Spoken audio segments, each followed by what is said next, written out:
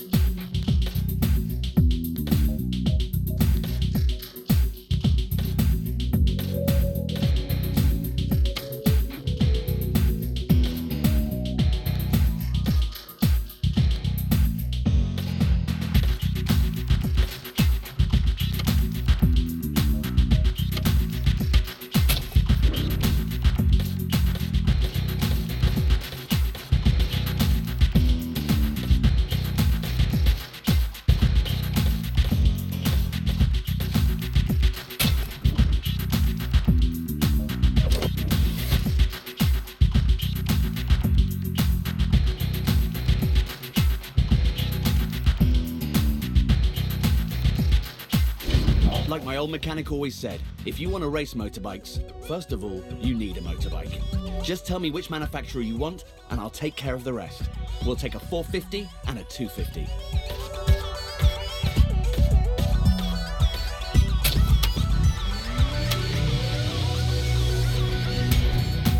Ah, I see we have the same taste. Great choice. Their bikes are top quality.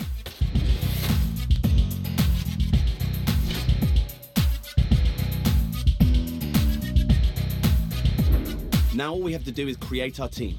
We need a spectacular name, a striking logo, and a good team manager. He'll be managing your custom team, updating you on objectives and results. And you also need to choose a photo to link to my emails. Please try and do me justice.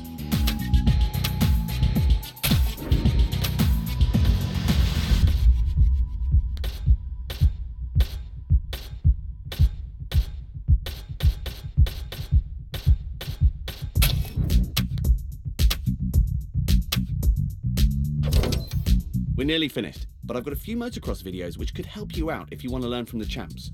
Want to watch them now?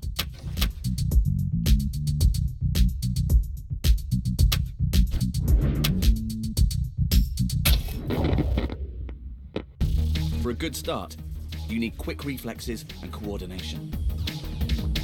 Before the start, press the clutch, put your weight on the front, and accelerate until the limiter threshold. As soon as the gates go down, let go of the clutch and give it full gas. If you manage it at just the right time, you have a good chance of pulling off a whole shot. The clutch can be useful if you find yourself jostling for positions in the middle of a race. On slow corners or hairpins, you need power and thrust to get going again. In these cases, hit the clutch and let it go immediately after accelerating. Once again, coordination is everything, but with a bit of practice, I'm sure you'll master this technique.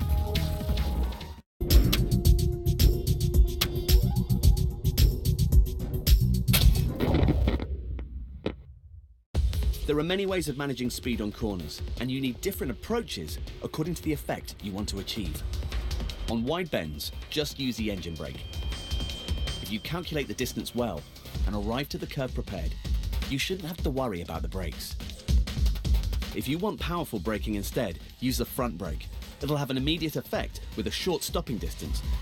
But don't overdo it. Only the best riders can do this without ending up face down in the mud. The rear brake is really useful when you want to combine braking and turning.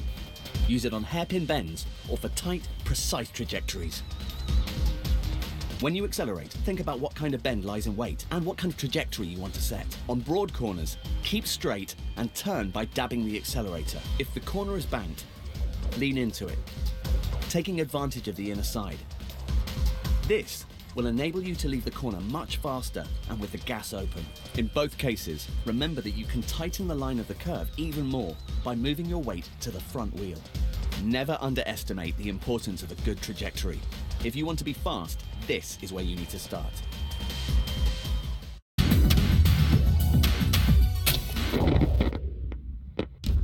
The shape and position of a jump on the track can make a big difference when you're riding. Experience and talent will show you how to handle them, but I can give you a few pieces of precious advice in the meantime. When you face individual bumps or those followed by a corner, stop accelerating just before you reach the top. Your trajectory will be lower and you will lose less time flying. If you have to tackle one or more jumps instead, you'll need a decidedly longer trajectory. In this case, tackle the ramp by moving your weight to the back. This maneuver, combined with a good dose of gas, will give you the best traction for literally taking flight. A series of bumps are also handled by putting your weight to the back. The front wheel won't get in your way and will allow the rear shock absorber to absorb all the ground's irregularities.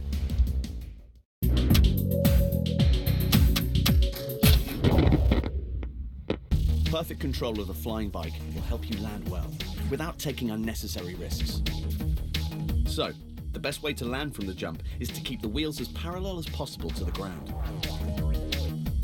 When you're flying, you've got to move your weight forwards or backwards on the bike to land with the most traction. Careful not to overdo it, or you'll find yourself on the floor before you know what's happened. You can also use the accelerator and rear brake to steer the bike while flying. Using the former, the bike will point upwards. Using the latter, it will point downwards.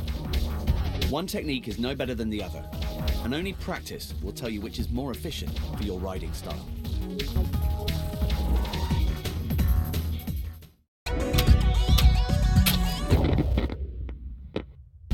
If you want to finish the scrub as well as possible, technique and timing are fundamental. This technique is frequently used by professional riders and gives you a lower trajectory when compared to a simple jump. The aim is always the same, saving as much time as possible when flying.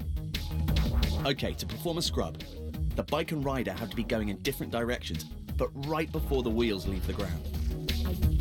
As you might guess, timing is essential. Move too early and you risk falling.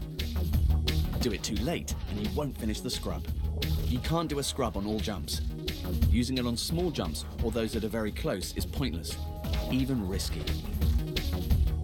Study the tracks and look for the best points to scrub. Your times will visibly improve.